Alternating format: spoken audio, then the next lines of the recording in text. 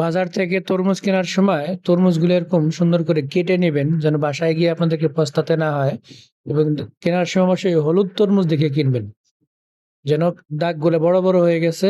এরকম তরমুজ কিনলে ভিতরে দেখবেন এরকম একবার দানা পড়ে গেছে, তো দেখা যাক এটা কি হয়।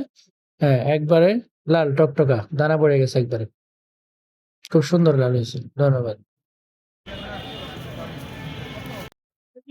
ছোট ছোট করে কাটেন। এই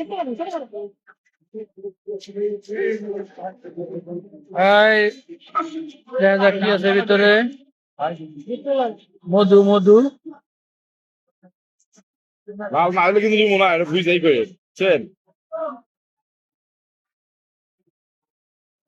সাদা লাল লাল না হলে কম দানা পড়ছে।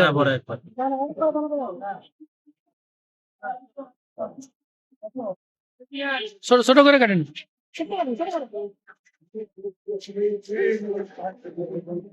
এই দেখা যাক কি আছে ভিতরে। মধু মধু। লাল না হলে কিন্তু মনে হয় বুঝতেই পেরেছেন। সাদা লাল লাল না হলে কম দানা পড়ছে।